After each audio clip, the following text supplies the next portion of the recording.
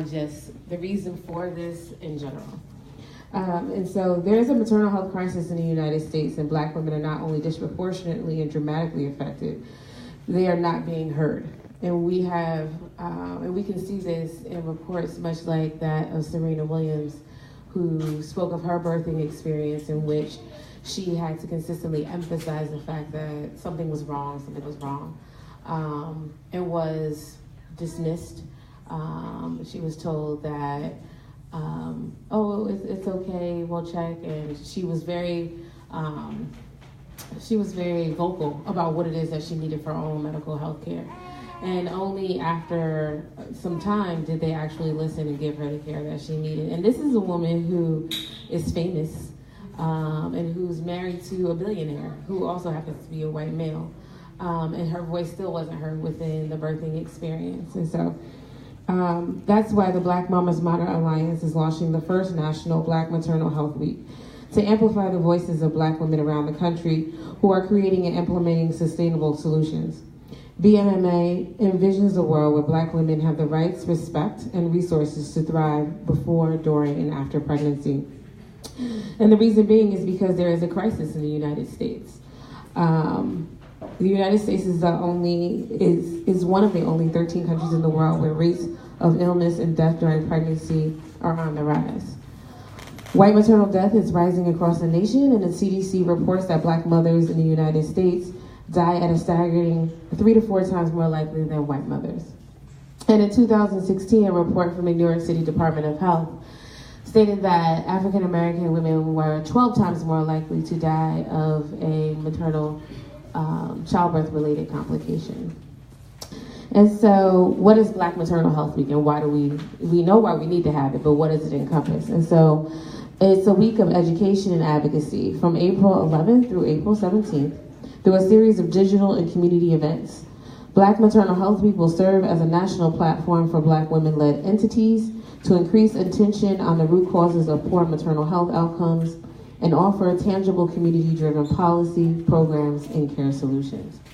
And the overall goal is to raise awareness about this urgent need, and we have seen this if you have read the recent New York Times article, as well as publications by ProPublica, then you have some framework and some reference as to why we even need to bring this up, right? Why this is even a topic of discussion.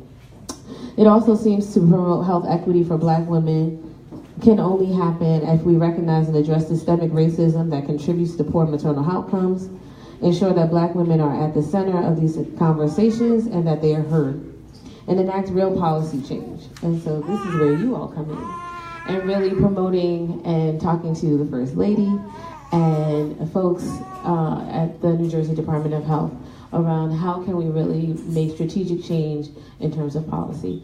And so I thank you, and I look forward to continuing the conversation with our panelists later today.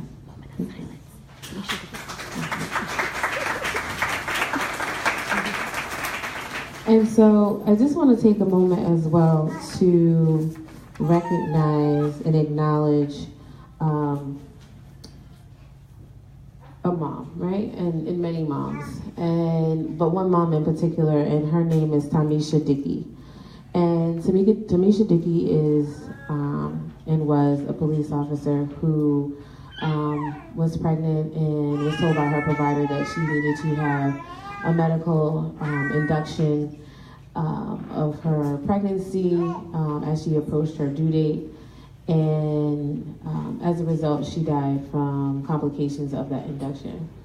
And so what I want to do is just take a moment of silence, and so if we can all close our eyes in acknowledgement for Tamisha, but also the other mothers whose voices are not heard, and their continued fight, and our children too, right? Because for every Black mother that is lost, there's children that are there. There's children, there are partners, there are family members who are left to have to deal with the loss of someone in their life. And so if we could take a moment of silence just to acknowledge them for a moment.